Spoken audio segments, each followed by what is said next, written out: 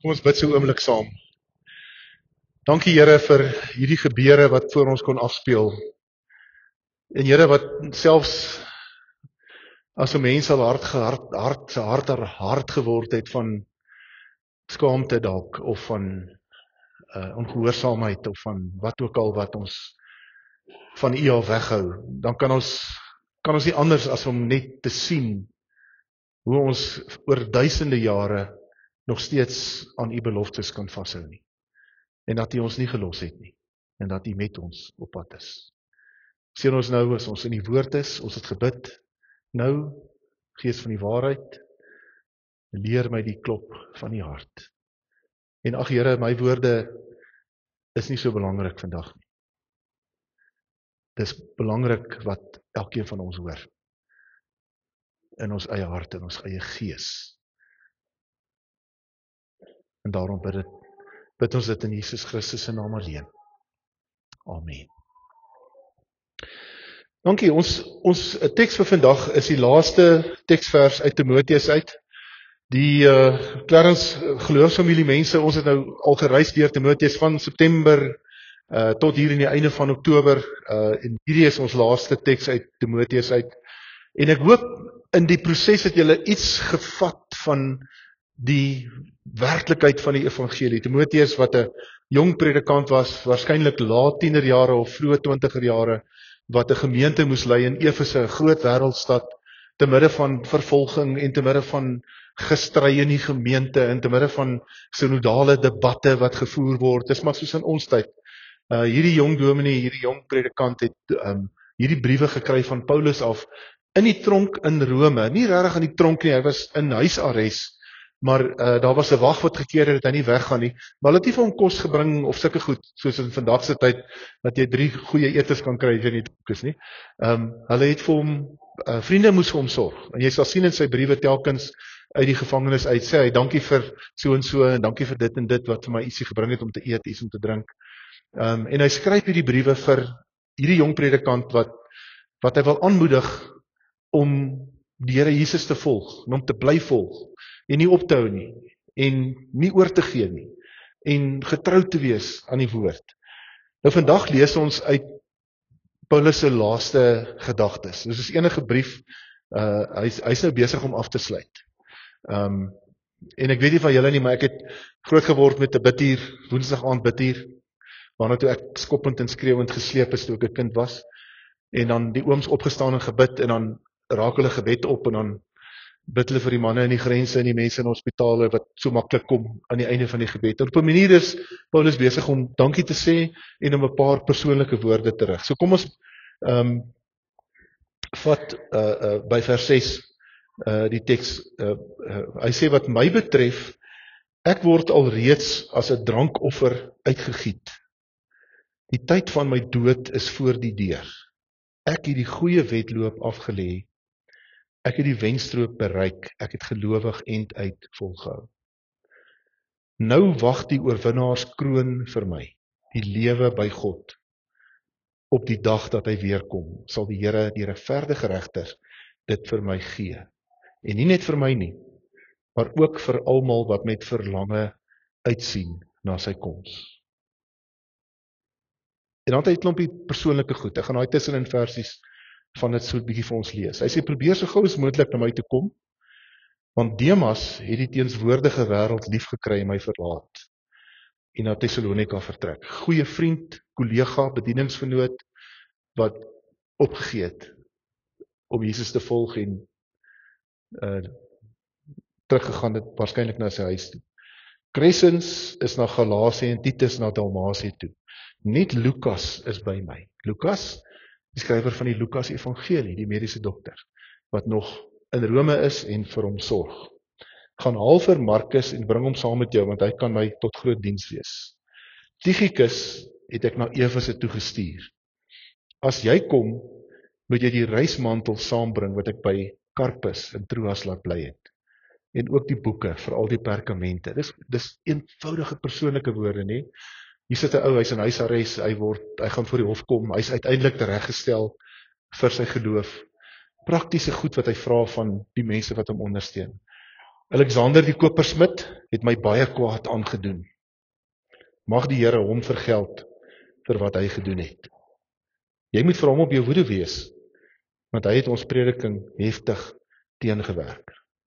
Menslikheid van hierdie wonderlike apostel, die ou wat hom te nagekom het, hy dra maar so 'n bietjie iets, maar hy verstaan is nie, hy is nie daar om te vergeld nie, en hy sê, die Here sal hom uitsorteer. En dan vers 16, toe ek my die eerste keer voor die hof moes verdedig, het niemand my bygestaan nie, almal het my in die steek gelaat. Mag God hulle dit nie toereken nie, maar die Here het by my bygestaan en my krag gegee, sodat deur my die prediking tot sy volle reg kan kom, en al die heidene nasies dit kon hoor, en ek is uit die bek van die leeu gered. Die Here sal my red van elke onheil, en my behoue in sy hemelse koninkryk bring. Aan hom kom toe die eer, in alle ewigheid. Amen. Wonderlike teksvers, jy sal ook in die teks van die woorde optel in die liedere, wat ons gesing het vanoggend, dis met groot keurigheid uitgesoek, deur ons aanbiddingsleier, deur Marna. Vroeër in die week het sy ook met die teks gewerk, en ons liedere gekies, wat vir ons help. Almal van ons kom op 'n punt soos die glasbottel in die woestyn, dat jou laaste druppel vir jou voel uit jou uit is. En dis ons almal is om verskillende redes. Partykeer kry ons so swaar en ons ly so met siekte en teleurstellings en slegte goed wat gebeur, dat ons geloof in die Here Jesus swaar trek, maar word, dun word, dat ons begin voel, is dit die moeite werd. Soms is dit om weer te begin na 'n verhouding. Ek praat gereeld met mense wat geskei is. Egskeiding is altyd 'n verskriklike trauma. En hoe begin ek weer? Sal ek ooit weer lief kry? Is dit die moeite werd om weer te begin? Partykeer voel mense, is dit die moeite werd om aan te hou? As jy 'n boer is, dan weet ek, jy voel 10 keer 'n dag so. En as dit reën, is dit lekker, totdat dit nou net te veel reën, dan wonder jy weer, wat maak ek hier? Die moeite werd om aan te hou, om na teleurstellings en terugslae opnuut te begin. As jy voel of jy leeg geloop het, en niks meer het om te gee nie, kom hierdie teks vandag na jou toe, en ook na my toe.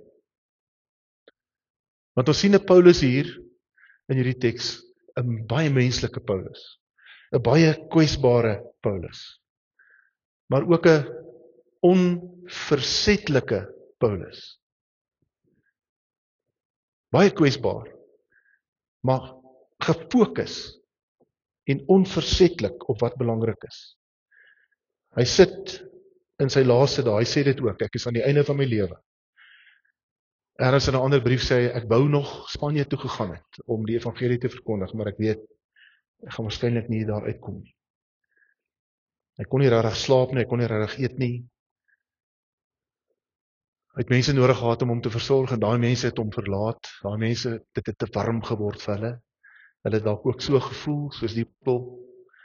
Ek voel dat my laaste druppel uitgeloop het. En dan is dit belangrik om raak te sien, hoeveel keer Paulus in hierdie teks die Here se naam gebruik. Die Here gaan ons die kroon van geregtigheid gee. Hy weer die regverdige regter. Daar's 'n beloning, daar is iets wat vir hom wag, iets wat hy nie verdien het nie, maar iets wat die Here vir hom gaan gee. Die Here het my gehelp om die stryd te voltooi, om die wedloop te voltooi, om tot aan die einde te kom. Die Here sal met Alexander en die ander wat gedros het, sal hy deel. En hy vra ook, ek hoop dat die Here hulle goed sal hanteer. Die Here het saam met my op die pad gewees, die Here het my gedra. Dit is my so mooi prentjie. Dankie Johan. Die prentjie van 'n Jesus-figuur wat so saam met die jong man op die strand stap en dit lyk asof hulle diep in gesprek is. Lyk asof sy laaste druppel ook uitgeloop het. En Paulus bely dit in hierdie teks. Hy sê dit is God wat saam met my op pad was. My hart is seer. Ek kry swaar. Ek besef dis die einde. Maar Jesus is hier. Hy sê daar in vers 6, my lewe word as 'n drankoffer uitgegiet. Ek het daai kruik bygesit, is in die tyd van offer het jy wyn of een of ander ding wat jy gemaak het jy na die altaar toe gevat en dit is op die altaar uitgegooi. Dis 'n besitting, iets van my lewe wat ek opgee om te offer. Ons offer nie meer nie, ons gee onsself, sê Romeine 12 vers 2. Gee julle self as lewende en heilige offers. Paulus sê ek word as 'n drankoffer uitgegiet. Maar dit is God wat my getrouheid moontlik gemaak het. Te midde van laaste druppel, te midde daarvan, is God met my. Hy was al die pad met my. Hy maak my vermoë om deursettingsvermoë te hê, maak hy moontlik. As dit nie vir hom was nie, kan ek nie. In die spanning tussen mense wat vriende was, wat hy graag wil hê ook hierdie beloning moet kry. Mense wat vriende was, wat hom verlaat het, wat hy graag wil hê in sy menslikheid, wonderlik om dit te sien, dat hy ook voel soos ek baie keer voel, as 'n ou my so in die rug gesteek het, of hy sê vir my, hoorie dit, dan voel ek hier in die linker nier, so agter die oksel, ek weet nie waar die oksel is nie, voel ek 'n ding wat so wil opstaan en sê, maar dieselfde vir jou man. Wie is jy om my so seer te maak? As my eie wonde oopgeskeer word. Sien nou Paulus het dieselfde ding. Hy voel ook maar so. Hy wens ook dat hulle vergeld sal word. Met ander woorde gestraf sal word vir wat hulle aan hom gedoen het. Maar hy sê, dit is die Here se besigheid. Dit is nie my besigheid. God is hier, God is op pad met my. Te midde van my kwesbaarheid en my moed verloor se vlakte.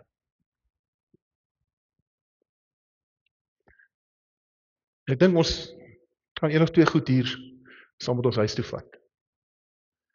Dankie Johan. Dis 'n boek. Ek het die agterste prentjies vir myself gekies, maar die boek se naam is Christ Plays in 10,000 Places. As jy ooit 'n mooi boek wil lees oor God saam met jou op pad oral waar jy kom. God drup uit die berge uit in die oggendson. God gloei in die bloeisels en in die vrugte wat aan die bome is. God triomfeer uit daai rykies, groen plantjies wat hier op pad Bethlehem toe al uitkom. God, Christ plays in 10,000 places. Die gesig van Jesus is oral te sien. 3 goed om huis te vat. Ons wil ook hê dat dit wat ons doen vir die Here moet saak maak. Ons wil dit ook hê. En partykeer voel dit nie so nie. Partykeer voel dit soos 'n druppel in die emmer. Ons is besig met 'n disippelskapskursus, dis in ons laaste 2 weke, waar ons lang tyd stil gestaan het by hoe God jou gebruik in jou broosheid, in jou kwesbaarheid as mens. Maar partykeer voel dit vir jou, jy weet, as ek nog 'n bordjie eetgoed moet maak, of as ek nog 'n stukkie braaihout moet opsit, of as ek nog 'n stoel moet dra, of as ek nog moet help met een of ander kos, of nog moet help met iets, of 'n bydrae moet lewer vir dit, of ergens 'n geldelike, as ek nog iets vir die Here moet doen, ek wil net hê dit moet daarom op 'n manier die moeite werd wees. Ek wil daarom net hê dit moet saak maak. En iets in hierdie belewenis van Paulus se paar laaste woorde sê vir ons dit maak saak. Elke ding maak saak. Elke ding maak saak. Paulus sê ek word as 'n drankoffer uitgegiet. My laaste druppel gaan tot diens van God. My laaste druppel gaan tot diens van God. En dit maak saam met ander druppels 'n verskil 1 Korintiërs 13 sê in daai 6de 7de vers, nou sien ons in 'n spieël in 'n raaisel, dan sal ons volledig sien. Ek het 'n lysie wat ek byhou, wat ek hoop ek kan onthou as ek doodgaan.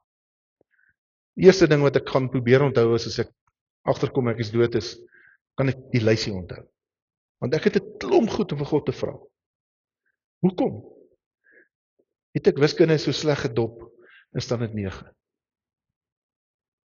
Ek het dit tog goed deurgekom in standaard 3. Verstaan so iets daarvan, maar nie alles nie. En honderde ander vrae. Nou sien ek in 'n spieël in 'n raaisel. Wat Paulus hier sê is, ek kan myself uitgiet. Ek kan my laaste druppel uitgiet. Ek kan my bottel omdraai, die laaste druppels tot eer van God uitgiet. Dit is die moeite werd, dit maak saak. Want God is met ons op pad en hy gebruik dit. Hy is die een wat ons bediening tot sy eer aanwend. Partykeer voel dit waardeloos. Partykeer gaan ons deur die wêreld en ons sê, baie mense het al vir my gesê, dis 'n spreekwoord, ek bid in die dak vas. God is nie bo kan die dak nie, vriende. God is hier, deur sy gees in jou teenwoordig. Jy asem hom in deur jou asem. Hy is hier. Hy's met ons op pad. Hy los ons nie halfpad nie. En dis ook waar van die kerk. Die kerk in Suid-Afrika, die kerk in die wêreld, gaan deur 'n moeilike fase. Aan die een kant het jy Christelike nasionalisme, wat sê, jy weet, ou skree eers vir jou regering en dan skree jy vir die Here. Aan die ander kant het jy 'n wêreld wat niks voel vir God nie. En hier in die middel probeer ons dominees en predikante en geestelike leiers en lidmate op 'n manier 'n geloofsfamilie stuur sodat die koninkryk kan kom. En partykeer as ek in die koerant iets lees of ek sien iets op sosiale media of ek ervaar iets van hierdie geweldige stryd, dan wil ek so voel soos daai bottel. Dan wil ek so voel. Is dit die moeite werd? En dan is God se gees hier by my wat vir my sê, soos hy vir Paulus sê, ja. Dit is. Dankie Johan. Ek wil afsluit met hierdie teks, Psalm 116 vers 12 tot 14. Want dit is die gevoel wat Paulus het, wat ons in hierdie teks hoor. Hoe kan ek die Here ooit vergoed vir al die goeie dinge wat hy vir my gedoen het?